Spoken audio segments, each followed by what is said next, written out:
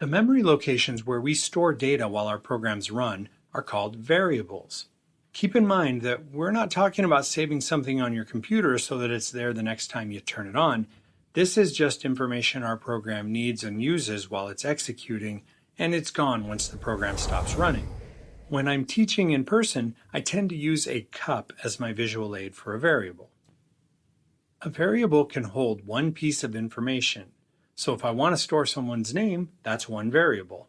Storing their height would mean a second variable, and storing their age would be a third. Eventually we'll learn how to store groups of data, but for now it's one variable for each thing we need to keep track of.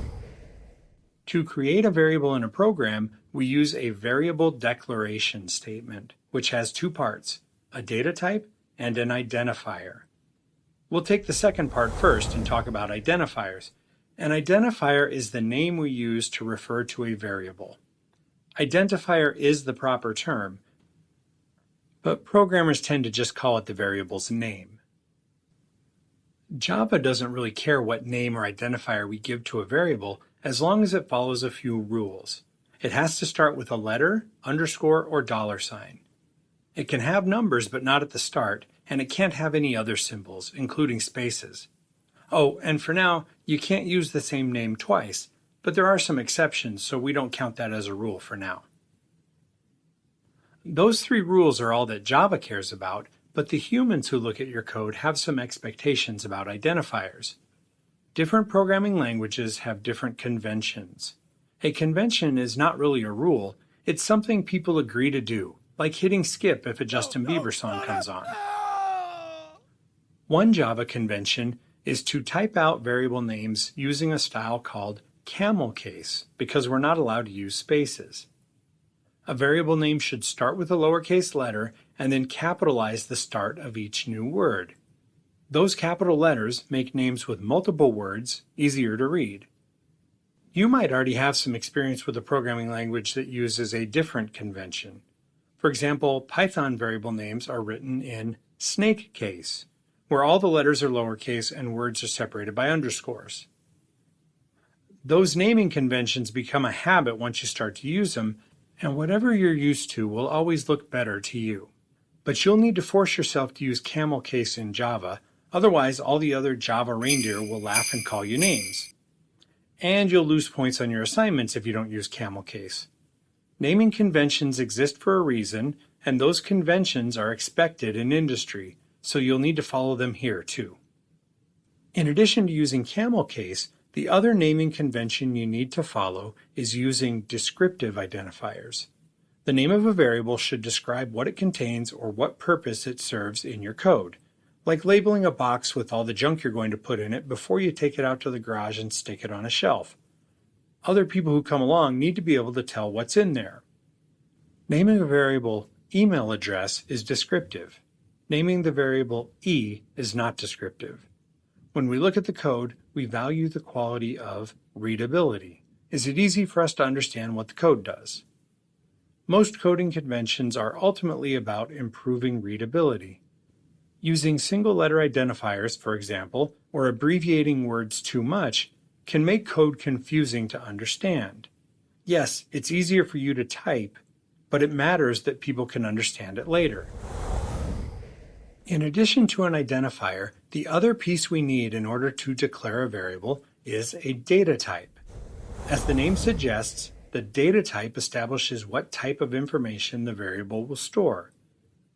For example, if we want to store a whole number, we can use the int data type, which gets its name from the math term integer. For numbers with decimals, we can use double, which is what we call a floating point data type.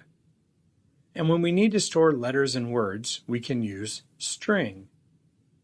There are other data types you need to be aware of, but most of the variables we'll create as beginners will be one of those three, so we'll leave the others for you to read about. The format of our variable declaration is the data type first and then the identifier. And like other Java statements, we have to remember to end with a semicolon. Java uses this declaration to reserve or allocate a chunk of memory based on the data type, and then connects that location to our identifier so we can easily refer to it. Basically, it gives us a cup. Here's an example of a program that declares three variables. Since a person's age is generally a whole number, we'll use an int for that. For height, we're going to use a double. In this program, we're thinking of height as being in inches. And finally, we have a variable for a name, and that's a string since it's a collection of characters. When I try to refer to these variables in print line statements, I get a compiler error. Remember that declaring variables only reserves space in memory. We still need to put something into these cups. But before we do that, I want to point out that string is a little different from int and double. Notice that I've capitalized string, but not the others. That's because a string is an object, as in the first O in OOP. We might also call it a reference data type, whereas the lowercase ones are called primitive data types. A primitive type stores a value, but a reference type actually stores a reference to another memory location, actually in a different part of your computer's memory altogether. We're not quite ready for all of that, but we need to know that these memory locations have to have something in them.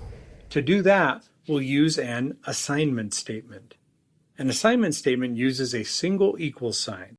And I'm saying that deliberately because we can use equal signs in combination with other things for something completely different eventually. But forever and ever, when you see a single equal sign in Java, that's an assignment statement.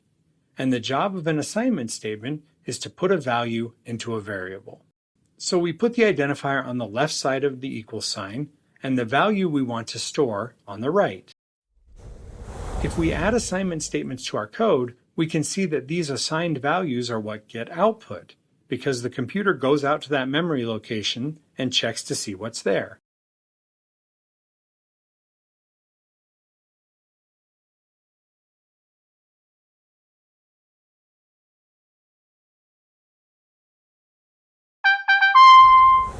Most of the variables we declare are going to need a value assigned to them right away.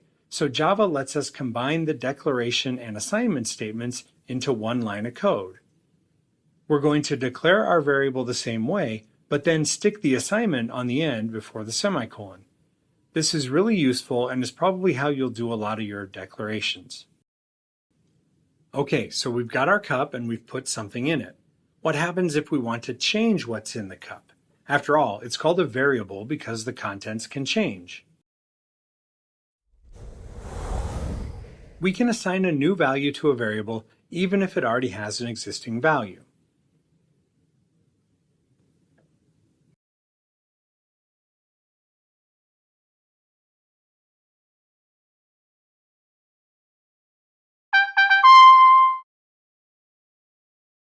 Being able to change a value of an existing variable does lead to one common mistake for beginners.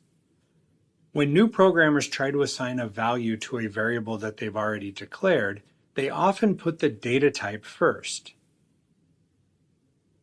But putting the data type first is telling Java that you want to make a new variable of that data type, and since you can't make a second variable with the same name, this code won't compile. Once you've made a variable, you only need an assignment statement, not a combined declaration and assignment statement. Variables are going to bring our programs to life so they can do more than simple output. We're only beginning to see what we can do with them, but declaration and assignment statements really are going to be the foundation for pretty much everything you learn going forward.